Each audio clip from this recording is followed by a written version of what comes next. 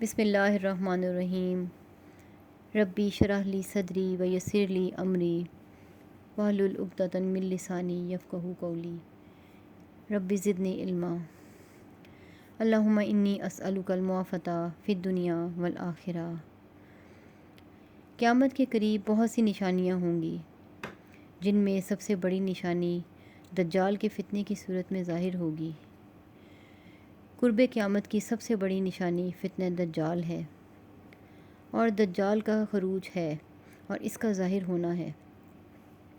نبی کریم صلی اللہ علیہ وآلہ وسلم نے ارشاد فرمایا، حذیفہ بن اسید غفاری سے روایت ہے کہ نبی کریم صلی اللہ علیہ وآلہ وسلم نے فرمایا، قیامت اس وقت تک قائم نہیں ہوگی یہاں تک کہ تم 10 نشانیاں نہ دیکھ لو۔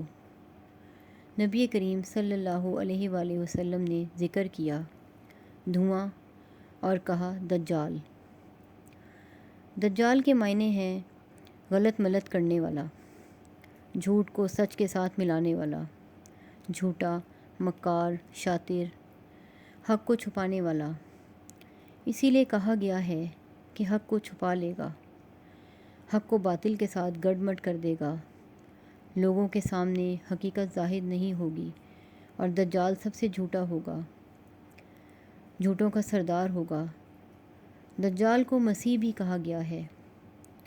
اللہ تعالیٰ نے 2 مسیح پیدا کیے ہیں، دونوں ایک دوسرے کی ضد ہیں۔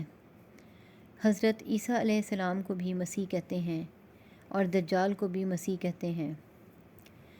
حضرت عیسیٰ علیہ السلام مسیح ہدایہ ہیں، ہدایت کی طرف بلانے والے ہیں، اور دجال مسیح ضلالہ ہے، گمراہی کی طرف بلانے والا۔ دونوں ایک دوسرے کی ضد ہیں۔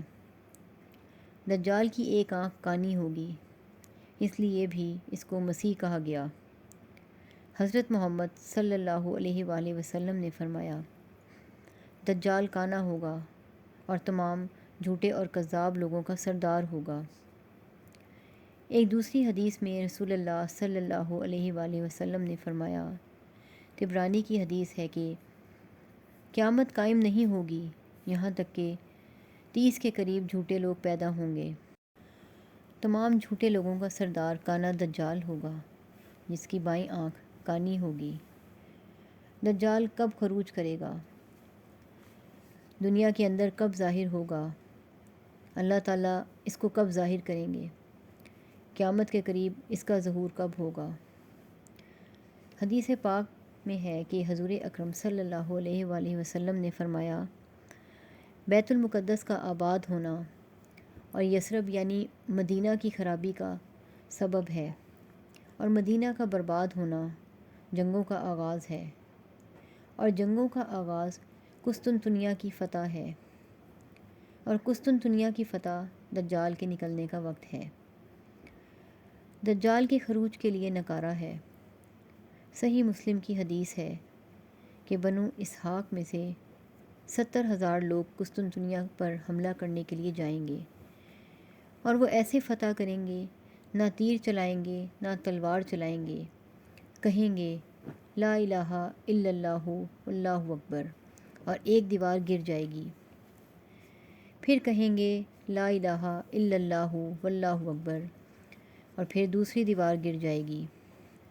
پھر کہیں گے لا الہ الا اللہ واللہ اکبر، سوراخ ہو جائے گا، وہ اس کے اندر داخل ہو جائیں گے اور مال غنیمت جمع کر رہے ہوں گے۔ تقسیم کرنا چاہیں گے، اتنے میں آواز دینے والا آواز دے گا، کہا جاتا ہے وہ شیطان ہوگا کہ دجال نکل چکا ہے۔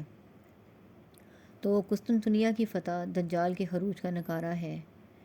دجال کیسا ہوگا، اس کی شکل و صورت کیسی ہوگی، حضور اکرم صلی اللہ علیہ وآلہ وسلم نے احادیث میں بیان کر دیا ہے، تاکہ جس زمانے میں وہ ظاہر ہو لوگ اسے دیکھ کر پہچان جائیں کہ یہی دجال ہے، اور اس کے شر سے محفوظ رہیں۔ یہ اللہ تعالیٰ کا ہم لوگوں پر کتنا بڑا کرم ہے اور رحم ہے کہ اللہ تعالیٰ نے اس فتنے سے بچانے کے لیے پہلے سے ہی انتظام کر دیا ہے۔ دجال کی شکل و صورت کیسی ہوگی؟ دجال آدمی ہوگا، دجال جوان ہوگا، دجال پست ہوگا۔